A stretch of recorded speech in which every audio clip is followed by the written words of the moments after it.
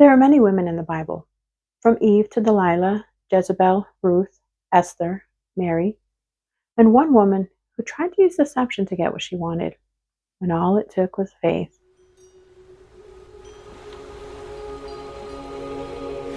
Hello everyone, my name is Melanie. Welcome to A Steadfast Mind.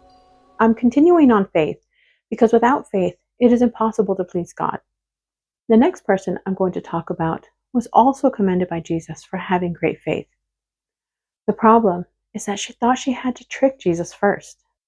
Before I begin, I need to give you a bit of background. If you have read the first chapter in the book of Matthew, then you know that Jesus comes from a royal lineage, a direct descendant of King David himself. For the Israelite people, knowing their lineage was very important. This knowledge was a way of proving who they were and what rights they could claim. Matthew chapter 15 tells the story of a Gentile woman whose daughter was demon-possessed. And similar to the Roman centurion, she heard about Jesus and she had faith in what he could do. She cried out to him, "Have mercy on me, O Lord, Son of David." Calling Jesus by his lineage was her way of saying, "I am one of you, and I am making a claim on what belongs to the Jewish people." But being a Gentile, she had no claim. Don't get me wrong, Jesus was ultimately sent for the world.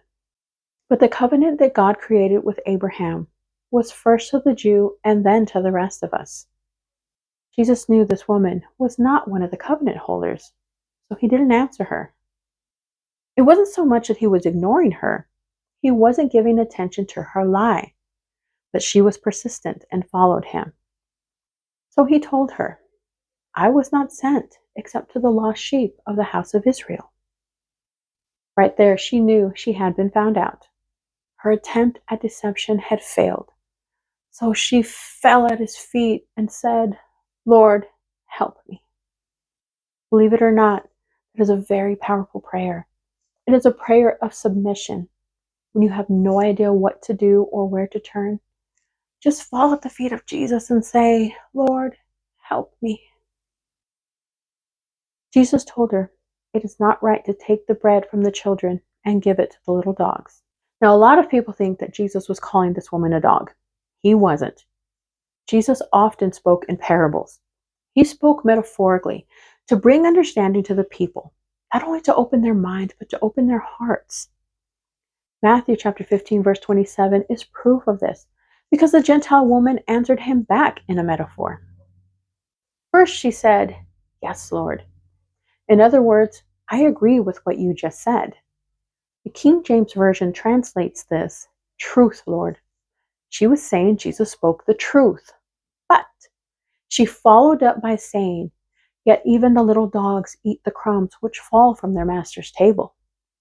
This was a conclusion she was able to draw based on the words Jesus spoke to her.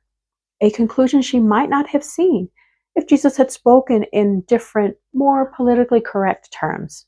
Now, you know I came here for the children of Israel, but you are a Canaanite. You're a Gentile. That's why you tried to lie to me. Now, go on. Go back to your daughter. Instead, Jesus told her about bread and little dogs, and she seized her opportunity to receive a miracle. Only then did Jesus answer her. He could not respond to the lie she told. If he did, he would have been lying too, causing the Gentile woman to believe that the only way to receive from God was to trick him.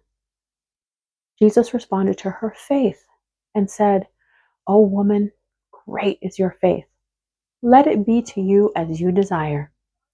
And her daughter was healed from that very hour. Like the Roman centurion, the Gentile woman's faith caught Jesus' attention. No offering, no bargaining, no promises of, "If you do this, then I'll do that." No performing some little ritual to make up for pretending that she was an Israelite.